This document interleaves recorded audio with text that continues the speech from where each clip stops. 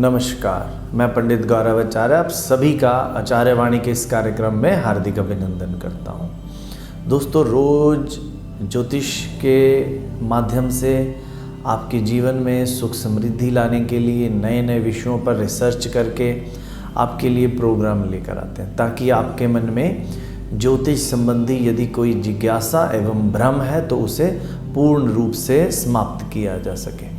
तो आज भी एक नए विषय के साथ आपके जीवन में सुख समृद्धि कैसे बढ़े, उलझनों से आपके जीवन को कैसे मुक्ति मिले, उस संबंधित जो आज का हमारा विषय है वो है मोर पंख। शास्त्रों में बहुत जगह मोर का और मोर पंखों का विस्तार से वर्णन है, जो हमें ये बताता है मोर के पंखों में नकारात्मक ऊर्जा को समाप्त करने की बेहद प्रभावशाली और बेहद अनूठी ताकत होती है।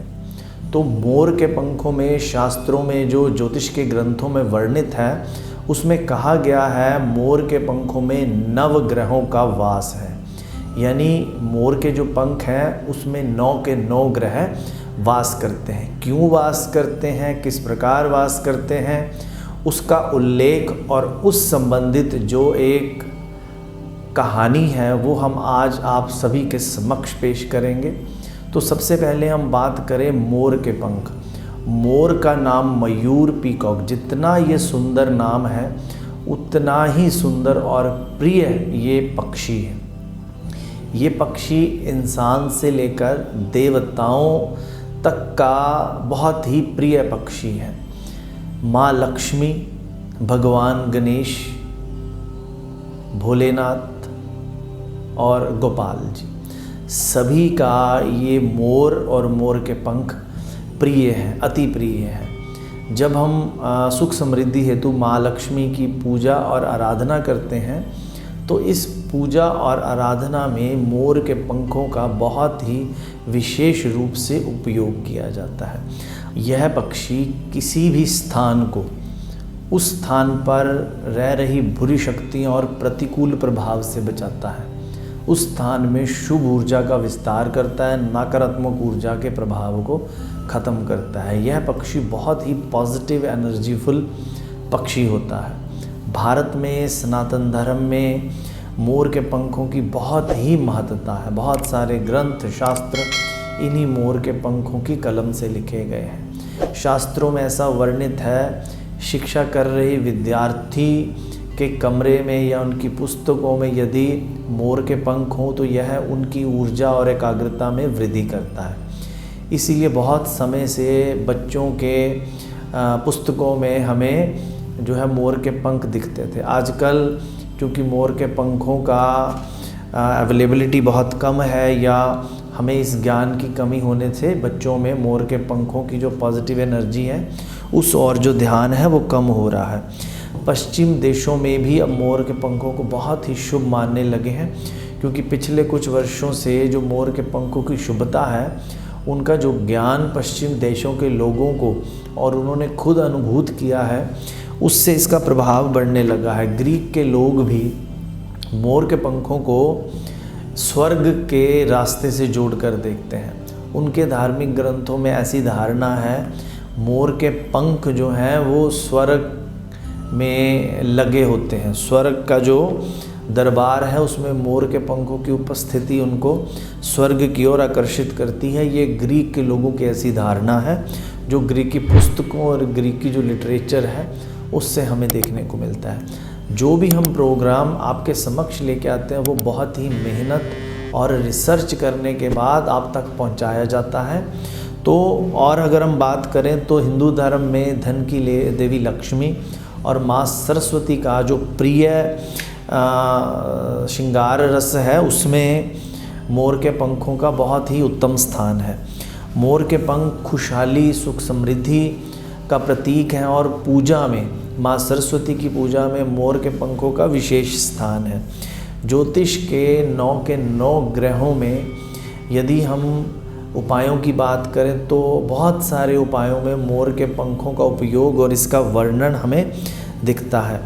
एशिया के बहुत सारे देशों में मोर के पंखों को अध्यात्म के साथ जोड़ते हैं और मोर के पंखों को धार्मिक उत्कृष्टता आध्यात्मिक सक्सेस का एक सूचक भी माना जाता है। बौद्ध धर्म में भी जो लोग हैं, जो बौद्ध धर्म को मानने वाले हैं, वो मोर के पंख जब खुलते हैं तो उस मोर के पंखों के खुलने के साथ उन अपने जीवन में इस खुलेपन का सूचक मानते हैं। और बौद्ध धर्म में किसी भी प्रकार की नकारात्मक ऊर्जा को जब मंत्रों या बौद्ध वैदिक उपचार के साथ इसको समाप्त किया जाता है तो उस समय भी मोर के पंखों का सहारा लिया जाता है।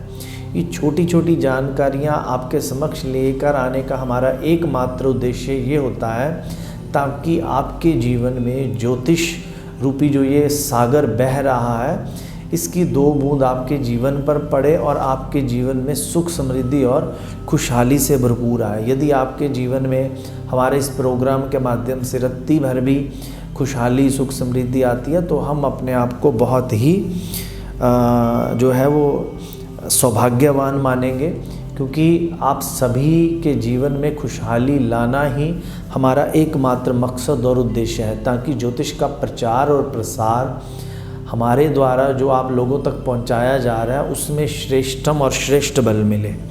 तो आगे बात करें, ईसाई धर्म में भी मोर के जो पंख हैं उसमें पुनर्जीवन और आध्यात्मिकता का प्रतीक माना जाता है।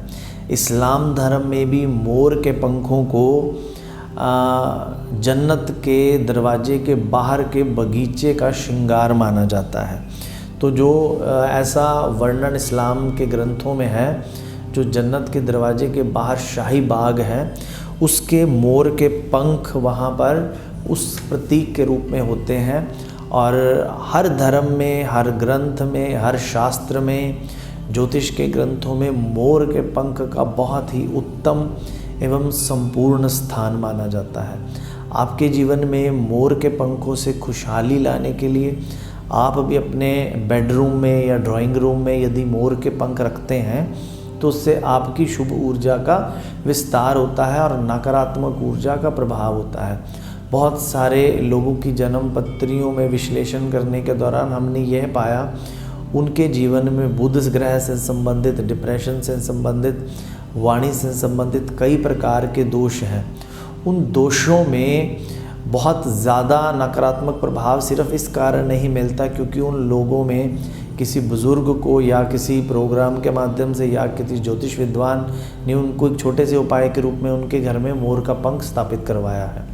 तो आपके भी जीवन में मोर के पंखों से खुशहाली आए, सुख समृद्धि आए, आपके जीवन में बहुत उत्तम हो। और इसके साथ साथ एक जो शास्त्रों में मोर के पंखों के साथ जो एक कहानी, जो एक कथा प्रचलित है वो ये है, एक बार संध्या नामक एक असुर जिसने बहुत ही तपस्या की, भगवान भोलेनाथ और भगवान ब्रह्मा जी को प्रसन्न किया और उनसे कई वरदान पाकर अनूठी शक्तियाँ प्राप्त की और उन्हीं शक्तियों के बल पर उसने बार बार देवलोक में आक्रमण किए, देवताओं को परेशान किया, तंग किया। तो उसके बाद जब सभी देवताजन भगवान भोलेनाथ के आश्रय में आए, भोलेनाथ की शरण में आए, तो उन्होंने पूछा भी ये जो संध्या नामक असुर है इससे छुटकारा पाने, ये जो परेशान कर रहा है बहुत ही बलवान हो चुका है आपके वरदान पाकर, तो इससे छुटकारा पाने के लिए कोई प्रभु उपाय बताए। उस समय भगवान भोलेनाथ ने एक उपाय बताया जिस उपाय के मार्फत सभी के सभी देवता और 9 के 9 ग्रह जो हैं वो मोर के पंख पर विराजमान होकर और संध्या नामक असुर का दमन करने चले गए। जब वो संध्या नामक असुर के समक्ष पहुँचे तो मात्र छोटा सा मोर का पंख देखकर बहुत ही हंसने लगा और मुस्कुराने लगा भी ये छोटा सा मोर का पंख मेरा क्या बिगाड़ सकता है। उस छोटे से मोर के पंख पर जो सभी देवता और 9 के 9 ग्रहों का वास था उन सभी ने मिलकर उस असुर को समाप्त किया, उसका दमन किया। उसी क्षण तभी उस पल से शास्त्रों में ये वर्णित है मोर के पंख पर 9 के 9 ग्रहों का वास है। उन्हीं ग्रहों के वास से हमारे जीवन में सुख समृद्धि और कुशलता आती है। तो आपके ग्रहों के हिसाब से जिस ग्रह के हिसाब की कुंडली पीड़ित हो तो उस ग्रह संबंधित यदि हम कोई उपाय करें उस उपायों में जब हम बात करते हैं जिस ग्रह संबंधित परेशानियों की, तो हमने मोर के पंख पर, यदि आपको चंद्रमा संबंधित परेशानी आ रही हैं तो मोर के पंख पर हमने गंगा जल का छींटा मारकर और उस चंद्रदेव के मंत्रों का उच्चारण करना है। ओम चंद्रमसे नमः 108 बार मोर के पंखों पर मंत्र का उच्चारण करके उस व्यक्ति को झाड़ने से, जिस व्यक्ति के ऊपर चंद्रमा की खराब ग्रह दशा, चंद्रमा का नकारात्मक प्रभाव है, उससे हमें उस ग्रह की शांति होती है। इसी प्रकार यदि मंगल से अनुकूल प्रभाव ना मिल रहा हो तो ओम भूमाय नमः का 108 बार मोर के पंखों पर जाप करके और उस व्यक्ति को झाड़ने से हमें उस ग्रह की शांति मिलती है। इसी प्रकार यदि हम बुध ग्रह की बात करें तो ओम बुद्धाय नमः का जाप यदि हम मोर के पंखों पर कर और उस व्यक्ति को झाड़ते हैं तो उससे भी बुध के ग्रहों की शांति मिलती है। इसी प्रकार बृहस्पति की ग्रह शांति के लिए मोर के पंखों पर ओम बृहस्पताय नमः का 108 बार जाप करके उस व्यक्ति को झाड़ने से उस ग्रह की शांति मिलती है। इस प्रकार शुक्रदेव के लिए ओम शुक्राय नमः का जाप करके 108 बार और मोर के पंखों के साथ उस व्यक्ति को झाड़ने से शुक्रदेव के ग्रह की शांति होती है। शनि के लिए ओम शम शनिश्चराय नमः का जाप करके 108 बार मोर के पंखों पर उस व्यक्ति को झाड़ने से शनि देव के ग्रह की शांति होती है। इसी प्रकार राहु देव के लिए ओम राहवे नमः और केतु देव के लिए ओम केतवे नमः का जब हम जाप करते हैं तो 108 बार ये जाप करके जब हम मोर के पंखों पर उस व्यक्ति को झाड़ते हैं तो नव के नव ग्रहों की शांति का हमें एक अनूठा सा उपाय छोटे से माध्यम में मिल जाता है। तो आज इस कार्यक्रम में हमने मोर के पंखों की पॉजिटिविटी और नेगेटिविटी के बारे में विचार किया। मोर के पंखों से बेहद और बहुत ज़्यादा हमें पॉजिटिव ऊर्जा मिलती है, तो उस पॉजिटिव ऊर्जा को अपने घर में समेटने के लिए, अपने घर में संचित करने के लिए भी हम मोर के पंखों का सहारा लेते हैं। इसी प्रकार ज्योतिष के माध्यम से बहुत अनूठी जानकारियाँ और बहुत अनूठे उपाय हमें मिल सकते हैं जो बिना खर्चे के घर बैठे कर सकते हैं। यदि आप भी किसी प्रकार की परेशानी या उलझनों से जूझ रहे हैं तो हमें नीचे दिए गए नंबरों पर संपर्क करके मिला जा सकता है या फ़ोन कंसल्टेशन के माध्यम से अब बात की जा सकती है। तो आज के इस कार्यक्रम में जो हम ईमेल लेंगे वो है राघव शर्मा जी का ईमेल आया है और ये 10 मई 1995 है इनका जन्म और समय है शाम के 4:29। नूरपुर हिमाचल प्रदेश का इनका जन्म है और ये विदेश यात्रा के बारे में जानना चाहते हैं। पंडित जी कब तक विदेश यात्रा हो सकती है, और ये पहले भी विदेश में स्टडी करके आ चुके हैं वापस। तो ये जो साल है आपका जनवरी तक जो ये आपका 2022 जनवरी तक जो आपका वर्ष है ये विदेश यात्रा के संबंध में थोड़ा उलझनकारी है। तो एक छोटा सा उपाय आपके लिए जो आपने करना है वो ये है, काले तिल, सफ़ेद तिल, नारियल का बूरा और जौ का आटा। काले तिल, सफ़ेद तिल, नारियल का बूरा, जौ का आटा, ये चारों को मिक्स करके आपने इसकी गोलियां बनाकर मछलियों को डालनी है। मात्र इतना सा उपाय और जो भी उलझनें आपकी विदेश यात्रा में आ रही हैं उलझनें कम होंगी, समाप्त होंगी और आप अप्रैल मई के बाद अपना वीज़े का अप्लाई कर सकते हैं।